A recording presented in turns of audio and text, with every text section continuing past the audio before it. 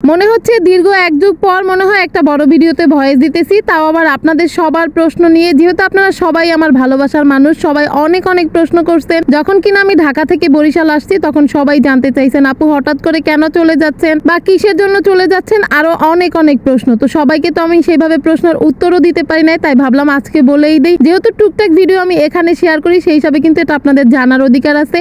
আর হ্যাঁ, নতুন কিছু শুরু করতে যাচ্ছি সেই হিসাবে আপনাদের দোয়াটাও তো আমার অনেক বেশি দরকার। হ্যালো এভরিওয়ান, আসসালামু আলাইকুম। কি অবস্থা, সবাই কেমন আছেন? আশা করি যে যেখান থেকে দেখছেন সবাই ভালো আছেন, আমিও ভালো আছি আলহামদুলিল্লাহ। ঢাকা থেকে এসে পড়ছি প্রায় 1.5 মাসের মতো হয়েছে। অনেকে তো আবার এইটাও জানতে চাইছেন আপু এখন গ্রামের বাড়িতে আপনার দিনগুলা কেমন কাটছে। আসলে সত্যি কথা কি জানেন, যেটা নিজের সেটা নিজেরই হয়। সেই বাড়িতে একটু থাকতে অন্যরকম ভালো লাগা, তবে গ্রামে বৃষ্টি বাদল হয় তো এই কারণে কিন্তু আমি ওইভাবে লং ভিডিও শেয়ার করতে পারি না। আর খুব বেশি আলসামি হয়ে গেছে, মানে গ্রামে আসার পর থেকে অনেক বেশি আলসা হয়ে গেছি। এখন কিন্তু আর লং ভিডিওতে ভয়েস দিতে ভালো লাগে না। তার উপরে পেজের যে কি পরিমাণ নাজেহাল অবস্থা সেটা তো আপনারা ভালো করেই জানেন। যাই হোক, এবার মূল ভিডিওতে ফিরে আসি। ঢাকা ছেড়ে আসার সময় সবার একটাই প্রশ্ন ছিল, আপু আপনারা কেন বরিশাল চলে যাচ্ছেন? এই তো দিব্যি ভালোই দিন কাটছিল, তাহলে কেন আবার হঠাৎ করে ঢাকা ছেড়ে বরিশাল চলে যাচ্ছেন? প্রথমেই বলি, আমাদের বাড়ি যেহেতু বরিশাল, সেই হিসাবে কিন্তু আজ না হোক কাল আমাদের সেটা ছেড়ে আসতেই হতো। মানে বরিশাল আমাদের থাকতেই হবে। ঢাকা তো শুধুমাত্র কাজের ক্ষেত্রেই থাকা হয়েছে। এখন যেহেতু আপনাদের ভাইয়া খুব ছোটখাটো আকারে একটা ব্যবসা শুরু করতে চাইতেছে, সেই জন্য ভাবলো কেননা বরিশালে সেই এটা দেওয়া যাক। কারণ আজ না হয় কাল আমাদের নিজের বাড়িতে নিজেদের ফিরতেই হবে। শহরে আমার খুব একটা ভালো লাগতো না, কারণ এই জায়গায় কিন্তু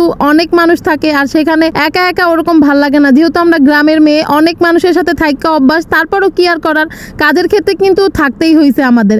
এখন আশা করি সবার সব প্রশ্নের উত্তর পেয়ে গেছেন। আসলে পরের অধীনে কারোরই থাকতে ভালো লাগে না। ব্যবসা ছোট হোক বড় হোক সেটা ব্যবসাই হয়, আর মানুষ ছোট থেকেই কিন্তু বড় হয়। এই জন্য আমি আপনাদের কাছে একটা কথাই বলবো, সবাই আপনাদের ভাইয়ার জন্য দোয়া করবেন যেন সে যে উদ্দেশ্যে নামছে সেই উদ্দেশ্যে সফল হইতে পারে আর সফলতার উচ্চ শিখরে পৌঁছতে পারে। সবার সব প্রশ্নের উত্তর দিয়ে দিছি। আর আজকে কিন্তু আমরা গেছিলাম সেই ব্যবসারই ছোটখাটো জিনিস কেনার জন্য। আসলে মেয়ে মানুষরাই কিন্তু মেয়ে মানুষের জিনিসের চাহিদা বুঝে, মানে আমাদের মেয়েদের কি দরকার হয় না হয়, সেই জন্য কিন্তু আমিও সাথে গেছিলাম। আর একসাথে ঘরে থাকতে থাকতে একদম বোর হয়ে গেছি, ভাবলাম কেননা তার সাথে একটু ঘুরেও আসা হবে, আবার ব্যবসার জিনিসপত্রও কিনে আনা হবে, এই জন্যই বের হইলাম। আর সেখানে এসে তো আমারও কিছু কাজের জিনিস দরকার ছিল, সেইগুলোও কিনে নিয়ে গেছি। এটাই হচ্ছে আমাদের মেয়েদের সবচেয়ে বড় দুর্বলতা। আর কোনো কিছু থাকুক আর না থাকুক, এই যে রান্নার জিনিসপত্রগুলো দেখলে কিন্তু একদম পাগল হয়ে যায়। আর আমার কিন্তু কয়েকটা জিনিস দরকার ছিল, সেইগুলোও কেনাকাটা করে তারপরে কিন্তু একদম ঘুরে ফিরে আসতে আসতে বিকেল হয়ে গেছে। আর আমাদের ছানাটা কিন্তু বাড়িতেই ছিল, মানে তার যেহেতু স্কুল ছিল সে আমাদের সাথে যেতে পারে না।